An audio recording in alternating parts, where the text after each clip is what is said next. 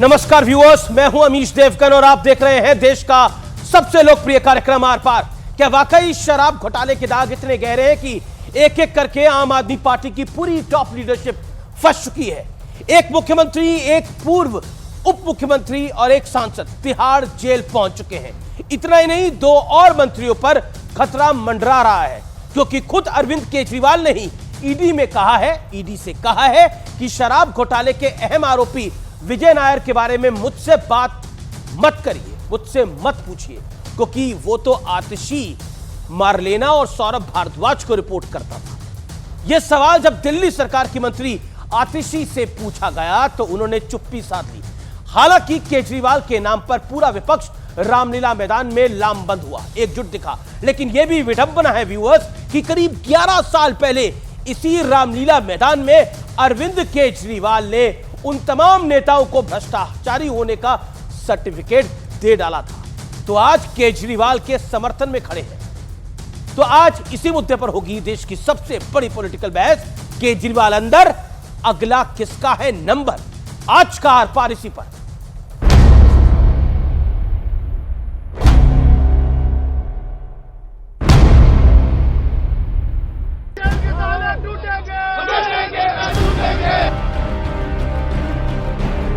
ग्यारह दिन तक ईडी की हिरासत में रहने के बाद आखिरकार दिल्ली के मुख्यमंत्री अरविंद केजरीवाल को तिहाड़ जेल जाना ही पड़ा। कोर्ट ने केजरीवाल को 15 अप्रैल तक जुडिशियल कस्टडी में रखने का आदेश दिया। मनीष सिसोदिया, संजय सिंह और सत्येंद्र जैन पहले से ही तिहाड़ जेल में मौजूद हैं। लोगों का एक ही मकसद है, इनको चुनावों में उनको जेल में डालना है। देश की जनता इस तानाशाही का जवाब देगी। ईडी ने काम क्या किया है? एक स्वतंत्र एजेंसी है, वो स्वतंत्र रूप से काम कर रही है।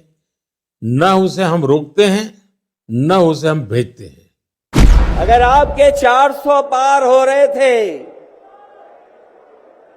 तो आम आदमी पार्टी के नेता से आपको घबराहट किस बात की है?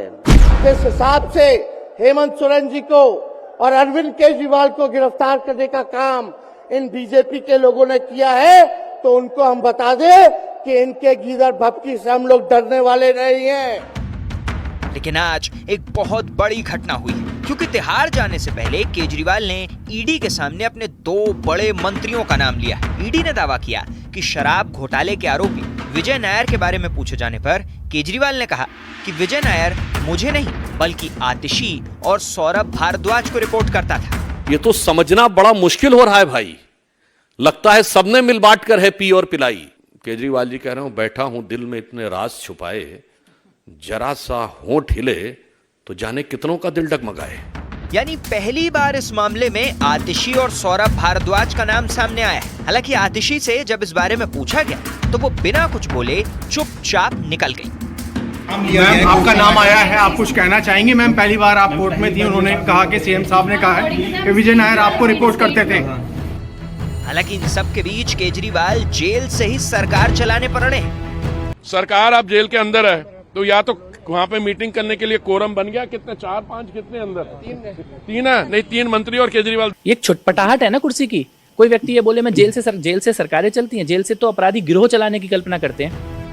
इस बीच केजरीवाल के समर्थन में 2 दर्जन से ज्यादा विपक्षी दलों ने मोदी सरकार के खिलाफ मोर्चा खोला और जमकर प्रहार किया। हालांकि ये भी दिलचस्प है कि इसी रामलीला मैदान में खड़े होकर अरविंद केजरीवाल ने तमाम विपक्षी दलों को भ्रष्टाचारी बताया था। लेकिन सबसे बड़ा सवाल है कि आतिशी और सौरभ भारद्वाज का नाम लेकर केजरीवाल ने इन दोनों की मुश्किल बढ़ा दी।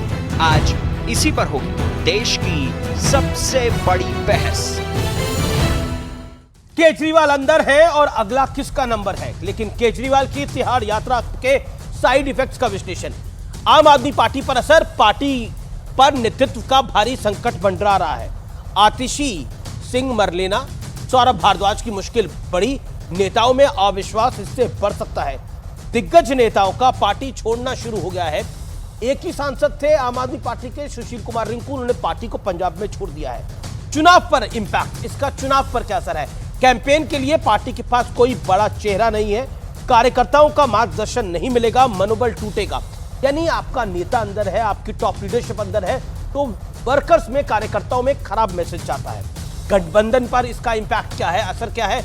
गठबंधन पर भ्रष्टाचार के आरोप वाले दाग और गहरे हो गए हैं। यानी इंडिया अलायंस भ्रष्टाचारियों का अड्डा बन गया है। बीजेपी ये बात लगातार कह रही है। चुनाव के लिए साझा रणनीति बनाने में भारी दिक्कत होगी, क्योंकि जेल में तो कोई जाएगा नहीं। जैसे मल्लिकार्जुन खड़गे जेल नहीं जाएंगे, लालू यादव जेल थोड़ी जाएंगे, या फिर सोनिया गांधी या राहुल गांधी थोड़ी जेल में मिलने के लिए जाएंगे, या उद्धव ठाकरे जेल में जाएंगे। कांग्रेस और आम आदमी पार्टी का अलायंस है, तो बड़े नेता भी जेल नहीं जा पाएंगे। कोई नेता नहीं जेल में जा पाएगा डिस्कशन करने के लिए। दिल्ली वालों पर असर, जेल से सरकार चलाना संभव नहीं होगा जेल मैनुअल के अनुसार। ये मैं नहीं कह रहा, जेल मैनुअल कह रही है। जनता के लिए फैसले लेने में स्वाभाविक तौर पे समस्याएं होंगी, लेकिन बड़ा प्रश्न क्या है? आज का बड़ा प्रश्न बड़ा दिलचस्प है। वो है कि 2 मंत्रियों का नाम लेना क्या केजरीवाल की सोची समझी रणनीति है, क्या एक बड़े प्लान का हिस्सा है? क्योंकि बीजेपी कह रही है कि सुनीता केजरीवाल को आगे करने के लिए ये अरविंद केजरीवाल की रणनीति है। मेरे साथ बात करने के लिए कौन कौन मंच पे है आज? डॉक्टर अजय आलोक मेरे साथ भारतीय जनता पार्टी के हैं, डॉक्टर अनुराग भदौरिया मेरे साथ समाजवादी पार्टी के हैं, असीम वकार हैं AIMIM के, और इनका अलायंस भी हुआ है उत्तर प्रदेश के अंदर। मेरे साथ सतीश के सिंह है, जाने माने वरिष्ठ पत्रकार, और प्रियंका कक्कड़ है आम आदमी पार्टी की स्पोक्सपर्सन। उनका भी अभिनंदन है। लेकिन क्या अनुराग भदौरिया, आज की चर्चा की शुरुआत आप ही से कर लेते हैं। डॉक्टर भदौरिया, क्या आपको लगता है अनुराग कि जेल से सरकार चल सकती है? स्वाभाविक है, क्योंकि लालू यादव भी गिरफ्तार हुए थे लेकिन इस्तीफा दे दिया था उन्होंने। हेमंत सोरेन भी गिरफ्तार हुए थे लेकिन इस्तीफा दे दिया था। स्वाभाविक है जेल से सरकार चलना। देखिए, एक बात तो आपको मान के चलना पड़ेगा, जिस तरह से भारतीय जनता पार्टी देश के सरकारी और हमारी जो एजेंसियां हैं, जिस तरह से उनका दुरुपयोग हो रहा है, ये तो ठीक बात नहीं है। क्योंकि आप बार बार सवाल उठाओगे कि विपक्ष एक साथ क्यों आया है। विपक्ष में बता दूं, विपक्ष राष्ट्र को बचाने के लिए एक साथ आया है। राष्ट्र का लोकतंत्र बचाने के लिए, संविधान बचाने के लिए, इंसानियत बचाने के लिए, देश बचाने के लिए हम सब एक साथ आए हैं। क्योंकि हमारी पार्टियां अलग हो सकती हैं, विचारधारा अलग हो सकती है, लेकिन जब राष्ट्र की बात होती है तो आपने देखना मंच पे एक साथ दिखाई देते हैं। क्योंकि राष्ट्र से बड़ा कोई नहीं है, राष्ट्र सर्वोपरि है। किसी व्यक्ति, किसी भी दल से बड़ा राष्ट्र है। आजकल हो क्या रहा है? आजकल हो ये रहा है कि जो कोई भी बात उठाता है या विपक्ष का नेता कोई बात को रखा, हम राष्ट्र को बचाने के लिए आए हैं। मेरा प्रश्न आपसे ये था, क्या जेल से सरकार चल सकती है?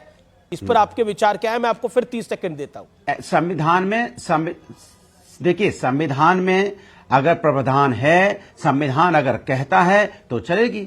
अगर संविधान नहीं कहता है, हम लोग न्यायपालिका और संविधान को मानने वाले हैं। अगर संविधान निर्माताओं ने ये सोचा ही ना हो कि कोई व्यक्ति जेल में जाने के बाद भी सरकार चलाएगा, तो फिर क्या कहिएगा?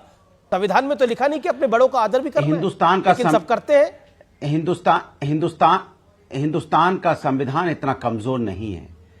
विश्व का सबसे बड़ा संविधान है जी।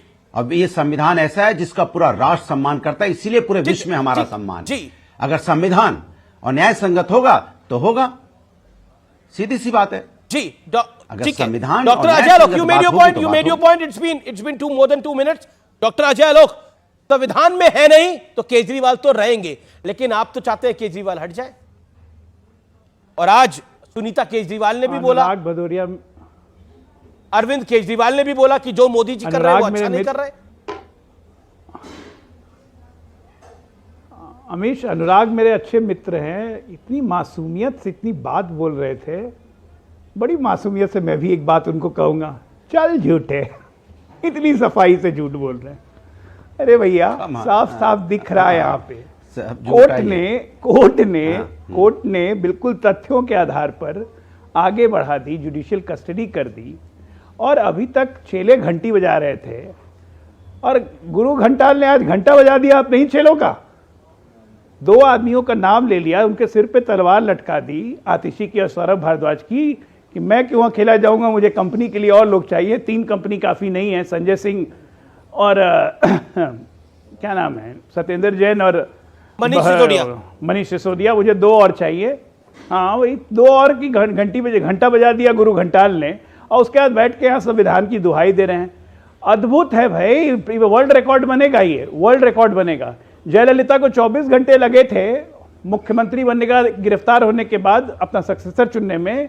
ये देश और भारत की राजनीति इस अद्भुत कलंक को देखेगी कि ये आदमी कितने दिन लगाता है। ये आए थे वो नारा देके कि इल्जाम लगते ही इस्तीफा दे दो जी। अब ये नया नारा लगेगा, जब तक कन्विक्ट नहीं होंगे, भले जेल में रह जाएं, इस्तीफा नहीं देंगे, नहीं देंगे, नहीं देंगे, भले ही कौन सा भी संकट खड़ा हो जाए। और अभी देखिए, उसके बाद तमाम इस तरह की दलीलें दी जाएंगी कि पीएमएलए एक्ट में ये लग गया तो उसमें ऐसे लग गया तो उसमें बेल नहीं हो सकती है, उसमें ये नहीं हो सकता है, लेकिन हम करेंगे, हम कर रहे हैं, हम दिल्ली वालों देखो जी, दिल्ली वालों सुनो जी।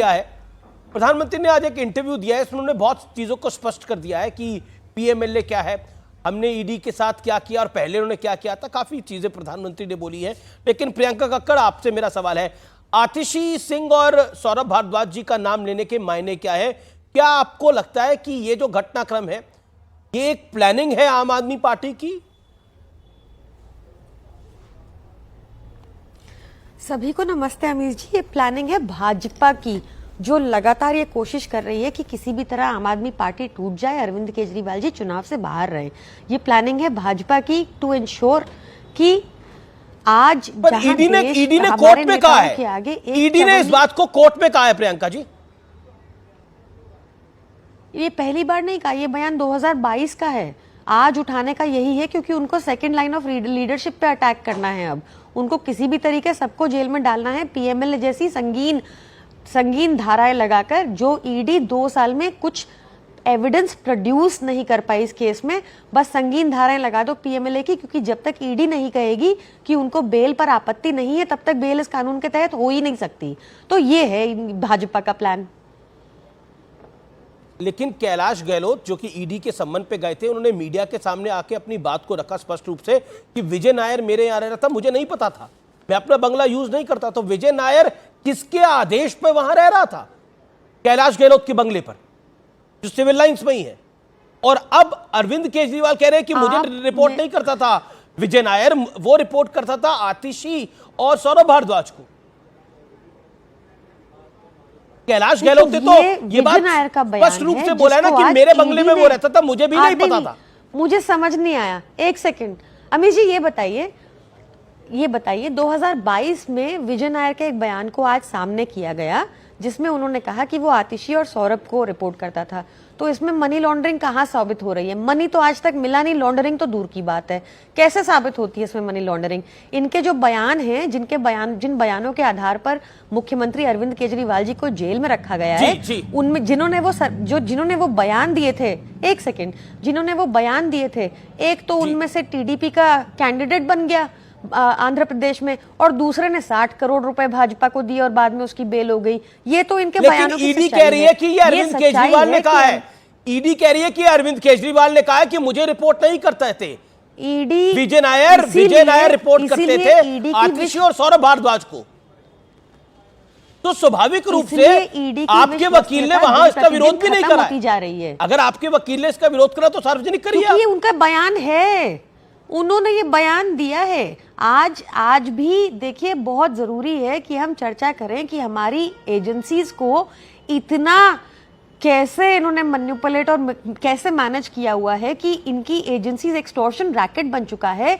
वो रेडे मार के उगवाही कर रही है भाजपा के लिए। इस बात के प्रमाण सामने हैं, हमारे खिलाफ तो कोई प्रमाण सामने आ ही नहीं रहा। ये बयानबाजी आ रही है। कैलाश गहलोत पर आपने चुप्पी साधी, कुछ नहीं बोला। कैलाश गहलोत ने बोला मेरा मकान कैसे यूज करा था विजय नायर, मुझे नहीं आइडिया। नहीं साधी, मैं यूज नहीं करता था वो मकान। नहीं साधी। ये अच्छा, तो फिर ये बताइए ना प्रियंका जी, इस सवाल का जो जवाब देंगी ना कि कैलाश गहलोत का बंगला क्यों यूज करा था विजय नायर, जो कैलाश गहलोत ने खुद डिनाई करा मीडिया के सामने आकर कि मेरा बंगला में यूज करा था, मुझे नहीं जानकारी थी। इस बात का जवाब आप ये सवाल करेंगे भाजपा से कि कौन सी ऐसी बात है जिससे दिखे कि मनी लॉन्ड्रिंग हुई और मनी मिला। लॉन्ड्रिंग तो बाद में सही, वो कह रहे बयानबाजी पैसे का मामला नहीं है तो लॉन्ड्रिंग नहीं हुई, अपनी समझ यूज बीजेपी करेंगे ना। टारगेट कर रही है। और देखिए, एक बात तो है कि विपक्ष के कई नेताओं को खासतौर पर ऑपोजिशन लीडर्स पे कार्रवाई तो हो रही है। अजय आलोक, आज से 21 मार्च को, जिस दिन अरविंद केजरीवाल जी को जेल भेजा गया था पहली बार ईडी की कस्टडी में, और उसके बाद फिर जब उनकी कस्टडी एक्सटेंड की गई थी, दोनों के समय में अरविंद केजरीवाल जी के वकील का कोर्ट में बयान है, जो कि रिकॉर्ड में दर्ज है, कि पैसे तो खर्च हो गए जी, गोवा में पैसे है कहां, है या नहीं? प्रियंका कक्कड़ बोलेंगे कुछ उस पर। सुप्रीम कोर्ट में जब ये गए थे, हाई कोर्ट में जब ये गए थे अपील करने के लिए, हाई कोर्ट ने क्लियर कट कहा था मनी ट्रेल है। 1 minute, clear cut high court ने कहा था evidence of money trailing is there. ये बात है कि नहीं है? हाँ या ना में बताइए। अरे एक झूठ को छिपाने के लिए कितने झूठ बोलेंगी, और झूठ पे झूठ, झूठ पे झूठ, झूठ पे झूठ, ताश के पत्तों की तरह आप लोग ढह रहे हैं। अभी आपने कह दिया लाइव शो में, अब इस पे मत भागिएगा, कि ED second line of leadership पे अटैक करना चाहती है। तो क्या आप ये कहना चाहती है कि अरविंद केजरीवाल के बाद मुख्यमंत्री पद के दावेदार सौरभ भारद्वाज और आतिशी हैं, इसलिए ईडी टारगेट कर रही है? हाँ या ना? सेकेंड लाइन ऑफ लीडरशिप से मतलब क्या है आपका? एक पर एक झूठ, एक पर एक झूठ। सुनीता केजरीवाल को किस हैसियत से आप लेके गई थी कल के रैली में? किस हैसियत से? क्या वो आम आदमी पार्टी का चेहरा बन गई हैं? अरविंद केजरीवाल के स्टेटमेंट्स, चीफ मिनिस्टरियल ऑर्डर्स कैसे आ गए आपके पास ईडी की कस्टडी से? जवाब है कोई? फर्जी ऑर्डर चला के आप फर्जी संविधान बताती हैं आप? हाँ, सारे हैं।